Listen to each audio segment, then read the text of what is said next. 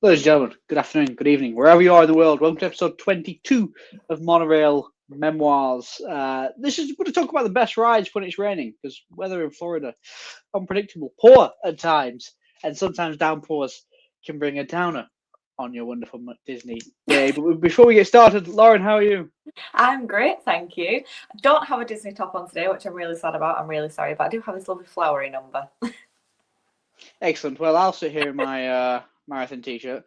The the point that I actually going to raise is for those who don't know, we are in Springtime Surprise in April of next year, and we've just booked the DVC results for that. So it's going to be a split stay. It's going to be part in Animal Kingdom Lodge in Kadena Village with the Savannah View room, so we can wake up and look at giraffes.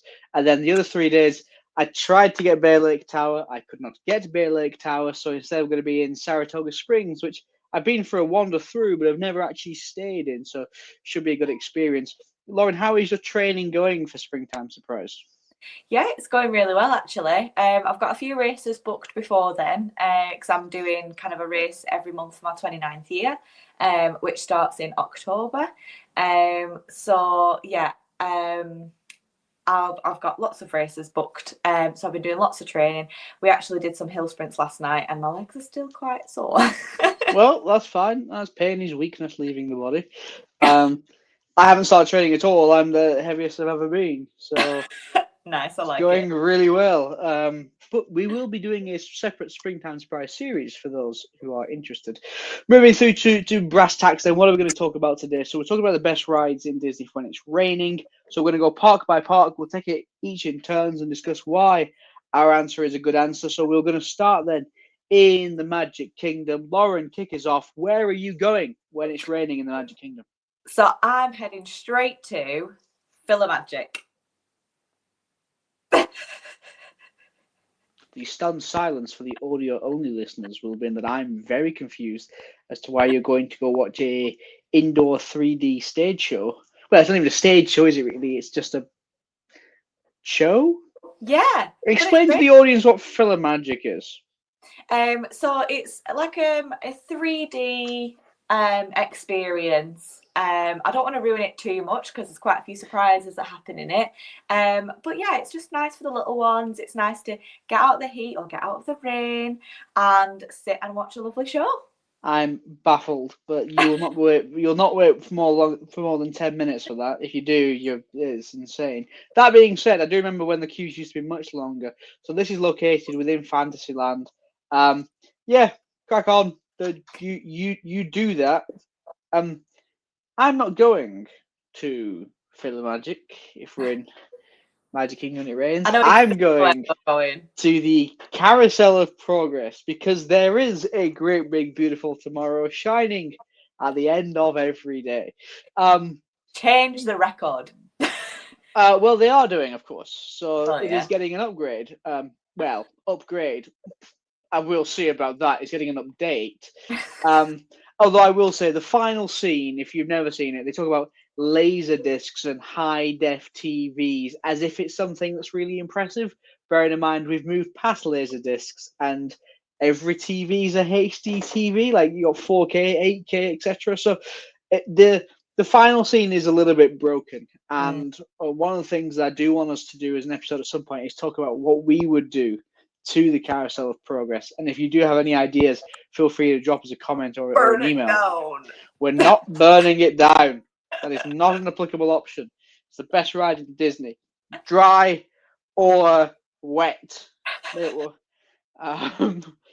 Moving on, though, from the Magic Kingdom, we're going to go to Epcot, and I'm going to get to start this one. So Epcot, I actually think, has probably got the greatest amount of good indoor rides. There were some real difficult ones here, but I'm going with the OG Spaceship Earth.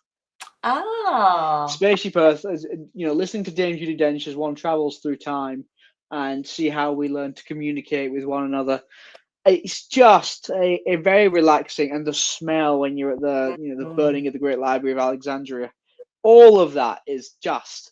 It's really, it really is a magical experience, and it's about 22 minutes indoors. The problem I will say though, if we're thinking about this when it's raining, is getting there. You have to get wet to get there. You can't access it from indoors anywhere. And not only that, the queue. So when I was thinking about mine, I was always thinking about the queue as well. And if you were to duck into a ride, the whole point of you getting out of the rain is so that you might be queuing, but it would be inside, whereas the queue is outside. It is outside, I agree, but the amount of times it's just a walk on, you can just. Yeah. So yeah, the downside to my statement is you're gonna get wet either going there or when you finish. It's not like you're gonna hang around in that 1990s room anymore, where they've got like the sort of interactive toys that are just and the honestly weird faces. Oh yeah, they try and take a photo of you on the ride and it misses your face and absolute mess. But your turn then in Epcot. Where are we going, Lauren? So we're actually going to the seas with Nemo and friends. Hear me out, right? It gets worse. No, it doesn't. So the queue's inside, so you could duck straight into it. There's never really a queue, so you're pretty much straight onto the attraction. And then afterwards, if it's a horrible downpour, you've got the whole aquarium to look at. You know what? I give you that because you can hang around in the aquarium for quite a long time. Ages. Manatees, fish, various other bits. The children will probably have a great time. You've also got Turtle Talk with Crush in there as well. So you know something. As bad as I thought that initial suggestion was, that is better than your Filler Magic statement, I think. The Siege with Nemo and Friends. The actual ride itself is it's a bit there. But slow ride. I remember when it came out and it had 90 minutes, 2 hours wait, and goodness, you'd feel like that was a waste of time. 1 sec, sorry. And with that technical difficulties, this is becoming a monologue podcast. Oh, she's back. That's unfortunate. I thought I was going to be. I've got a timer on my light, and it's quite late here in the UK. Well, there we go. It's certainly not late here on the east coast of the US. The natural light is wonderful, although we are entering autumn, or fall, as you insist on calling it here. So as we move on then to Hollywood Studios, it's your turn to start. Where are we going for an indoor attraction? So we are going to one of your favourites, One Man's Dream. I've not put that down. Oh, I thought this was one that we were going to match on. No, but I understand why. So explain to our listeners the reason behind One Man's Dream. So One Man's Dream is basically not a wait. It's just a walk-through attraction. So when you're thinking about getting out of the rain, you just want to be in, boom, you're inside and you're instantly doing something. And One Man's Dream is exactly that. You walk straight in and you've got loads of exhibits to look at from, kind of Walt's kind of starting up era, and you just kind of get to know about Walt as a person and sort of how he came to be, essentially. And then you've got a lovely kind of 20-minute show at the end, 15-20-minute show. Yes, and it's about Walt's life growing up in Marceline, Missouri, how he ended up moving to Kansas with his brother and then on to Hollywood, etc., and building Disneyland, and then the purchase of the Florida project, as Walt Disney World was called. One Man's Dream's a great shout, and if I'm honest, the reason I didn't think about it, or I did think about it, but I sort of acknowledged and moved on, was Tower of Terror. See, I thought about Tower of Terror. However, if the queue's big, you're outside. But a lot of it's indoors. A lot of that queue is undercover. You're queuing in the gardens. A lot of that queue's undercover. You've got the entire boiler room portion. The bit after you've done the show. You've got the entire indoor lobby portion. You've got the undercover as you come round the building. A lot of that, part of the gardens are undercover. A lot of that is undercover. See, I considered it, but then I was thinking more about the queues, and as soon as it starts to downpour, you just want to be in. Whereas if it's a busy day, you're going to be outside. Yeah, but then using that logic, this entire episode will be just go in the nearest gift shop. Like not going to get any content out of that, are we? No, so I'd say Tower of Terror. I mean, Tower of Terror is a great ride. I saw a reel the other day, and it was of a little girl who was her first time on Tower of Terror, and it was that they do it at weddings, when it's just like, hi, this is so-and-so and this is me with my first drink. She was like, hi, this is me, so-and-so, and this is the first time I'm going on Tower of Terror. And then when she finished, she was like, oh, bless her. Poor little thing. Great ride, though. Great ride. And the theme I'm getting here is you're going for like slower and shows and things, whilst I'm going for actual rides. Yeah. And we're going to continue that onto Animal Kingdom, because I actually think Animal Kingdom is the hardest one to find something to do when it rains, because of the nature of the park, all being about animals, a little bit of environmentalism. So much of it is outdoors. Yeah. Whether that be Kilimanjaro Safari, whether that be Kali River Rapids, so much of it is outdoors. The Maharaja Jungle Trek, all of it's outdoors. So the options are really limited.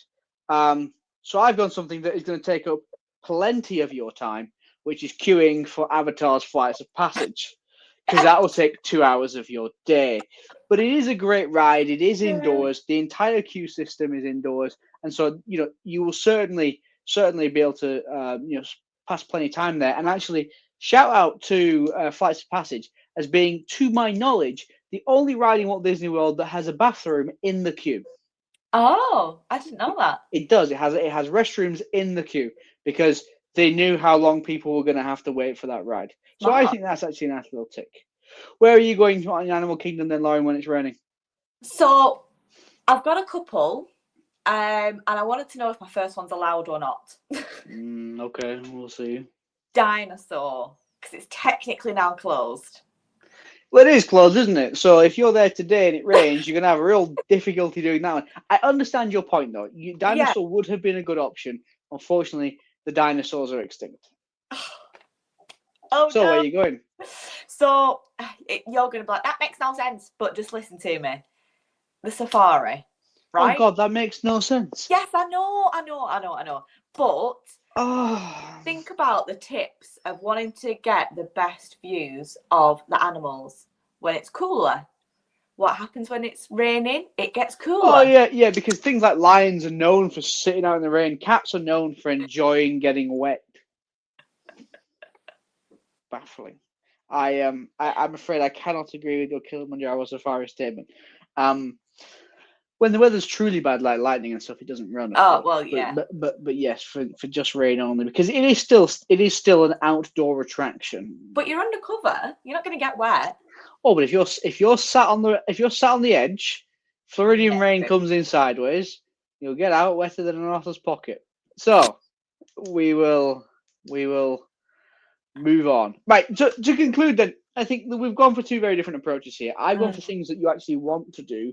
You've gone for everything else. So my answers were the Carousel of Progress, Spaceship Earth, Tower of Terror, and Avatar Flights of Passage. Yours was Philomagic, Seas with Nemo and Friends, One Man's Dream, and Kilimanjaro Safaris. If you were to just look at those 2 days, which of them would you rather do? Mine, obviously. But mine are more towards the not getting wet, apart from the safari. That's just because it's my favourite. But if you think about getting wet, and there's a queue for the Spaceship Earth, or queue for Tower of Terror, you're not going to go in it. You're not going to stand in it. So I was thinking straight away, you need to get in out of the rain.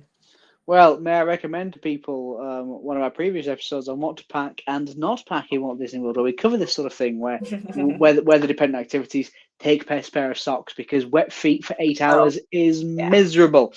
So yes, ladies and gentlemen, thank you very much for your attendance. As always, we do appreciate your continued support. I realised at the end of last episode I didn't do the usual ticker, so if you have any thoughts, comments, queries, please get hold of us at monorailmemoirs@gmail.com. We've got Instagram, we've got TikTok.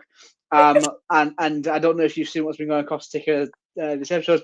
Laura looks like she's ready for bed. This is a professional podcast, I promise. Other than that, ladies and gentlemen, thank you very much for your attendance. And as always, please stand clear of the doors. Bye, everybody. Bye.